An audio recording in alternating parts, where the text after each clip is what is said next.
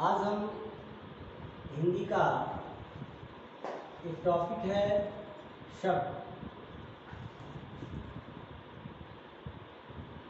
शब्द के बारे में हम बताना चाहेंगे, क्योंकि किसी भी कंपटीशन में आप जाते हैं तो शब्द से बहुत सारे क्वेश्चन बन के आते हैं। शब्द की परिभाषा के साथ शब्दों को चयन करना होता है कि सार्थक शब्द कौन है, निरर्थक शब्द कौन है, शब्द के भेद क्या होते हैं। और शब्द से हम देखते हैं कि किसी भी कंपटीशन में बहुत सारे क्वेश्चन पूछे जा सकते हैं। तो शब्द से पहले हम थोड़ा सा और ऊपर चलेंगे तो वहाँ हम देखेंगे वर्ड या अक्षर।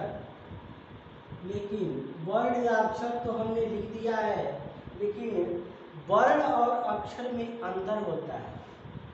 बहुत लोग ऐसे होते हैं जो कंपटीशन तो देने चले जाते हैं, लेकिन इन दोनों में अंतर स्पष्ट नहीं कर पाते कि वर्ण क्या है और अक्षर क्या है। यहाँ हम संक्षिप्त में जानकारी देना चाहेंगे कि वर्ण क्या है और अक्षर क्या है। वर्ण और अक्षर में थोड़ा सा अंतर हम जानेंगे। वर्ण क्या होते हैं? जितनी भी स्वर हम देखते हैं वे सभी वर्ण होते हैं। अ से अ तक ये सभी वर्ण होते हैं। जहाँ हम एक जगह आप देख सकते हैं अंग और अ जो होते हैं वो अयोग वाह के रूप में जाने जाते हैं। अयोग वाह के रूप में जाने जाते हैं और ये भी वर्ण के अंतर्गत ही आते हैं।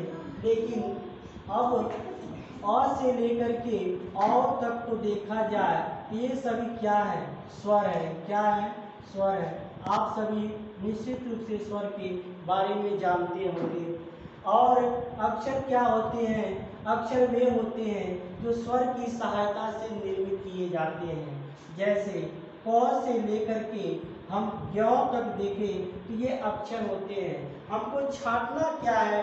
वर्ण क्या है और अक्षर क्या है। वर्ण देखिए जितने भी स्वर है सभी वर्ण है। अब अक्षर को यहाँ देखेंगे, जैसे क लिखा गया है तो क को लिखने के लिए आधा क और अ लिखेंगे, तब जाकर के ये क का निर्माण होता है।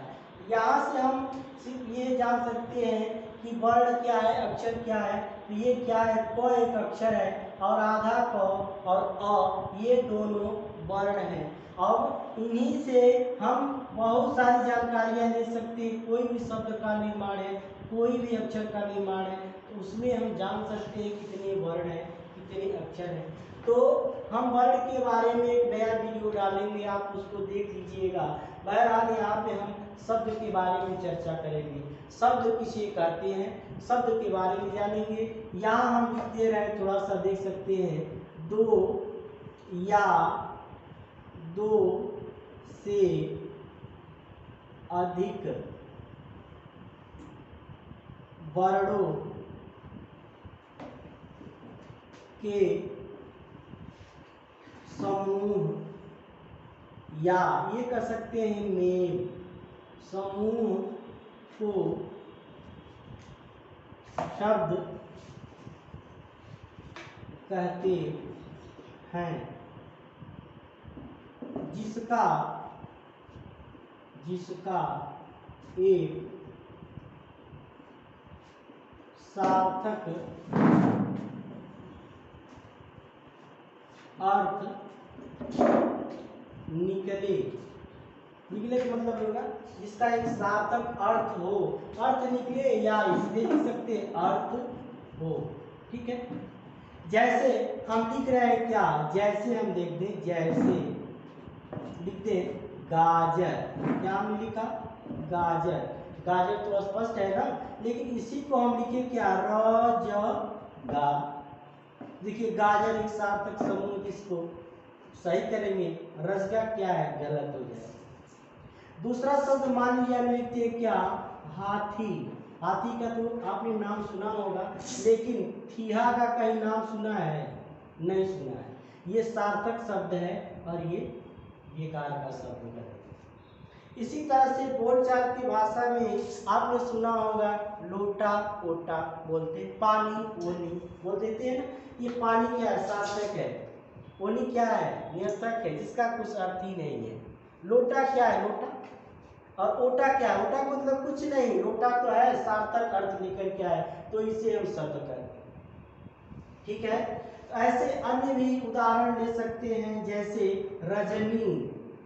रजनी, रजनी का मतलब क्या होता है? रात्रि होता है।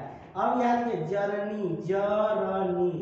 जर्नी क्या है? अब आप कहेंगे जर्नी, जर्नी क्या है? जर्नी वो इंग्लिश वाला जर्नी नहीं, या आप यात्रा कर रहे हैं। जर्नी का मतलब क्या? जर्नी से भी नहीं है। जर्नी का मतलब बोलचाल की भाषा जो क्षेत्रीय भाषाएं होती है ना, वो जर्नी वाली बात है, वो यहाँ पे नहीं दिखाना है आपको। यहाँ रजनी है और अक्षर को इधर उधर किया गया है, तो एक नया चीज है जर्नी।